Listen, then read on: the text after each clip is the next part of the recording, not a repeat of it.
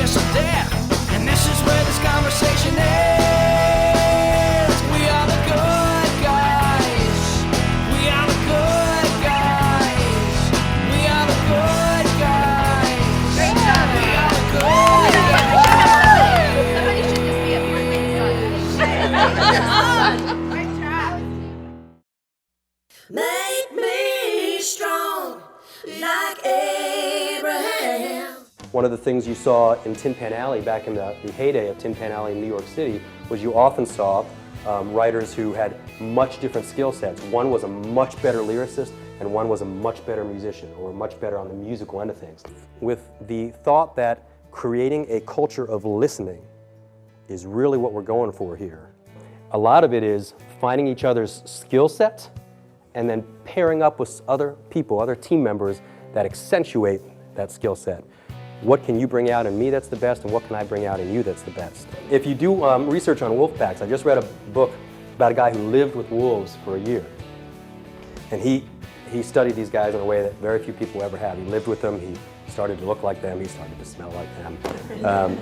But what he found was they all fell into natural roles that, yes, they were competitive with each other to a point, but more often they were roles that they were suited to. Most of you seen the movie from the 80s, Witness with Harrison Ford, but there's one scene in that movie that always speaks to me. And this scene is when the Amish are doing a barn raising. And if you think about the way the Amish build barns, the way they do these things so efficiently, with clearly defined roles, with no modern technology, or these days maybe a little bit. They do it quickly, they do it efficiently, and they do it seamlessly. And it's because they work as possibly the most perfect human team ever assembled.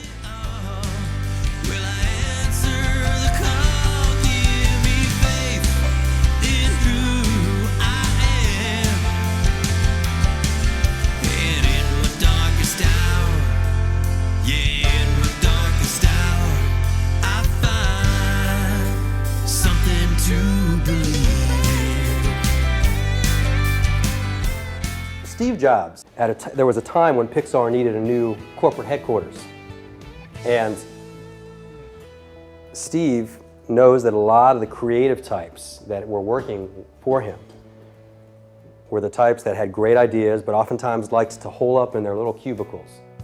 He also realized that some of the best ideas in environments like this come when I run into Amber in the lunchroom, and we work in totally different departments, especially in a creative vision place like this. And I ask her how she's doing and what are you working on? And she tells me something that I had no idea was going on the other side of the building, this other silo, this other department, this other division. And we talk about it a little bit.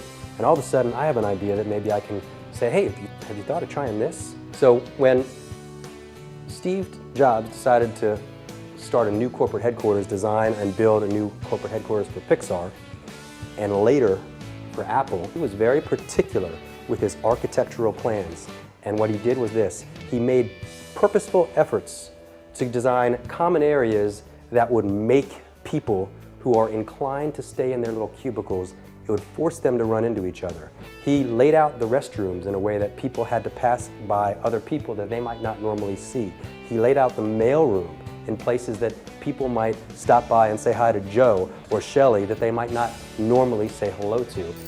He did this very much with a vision of creating collaboration. Your team is made up of notes, your company is made up of chords, and your mission is your song. We're moving full sail, determination prevails.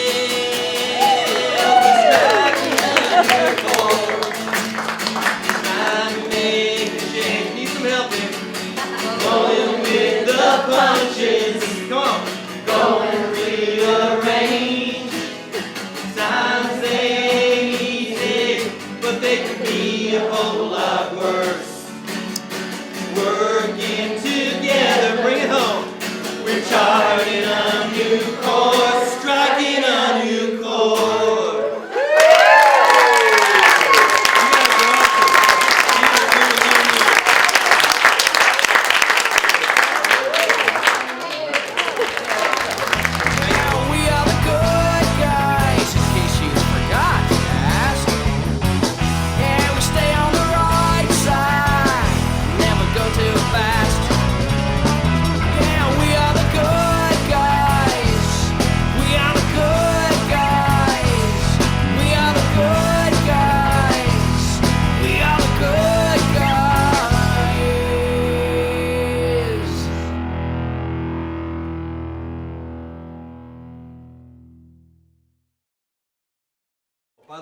I wish you told me you were wearing a brown jacket because I thought the email you sent me said, wear a brown jacket. I left out a word. To show that we're on. Communication, I left out a word.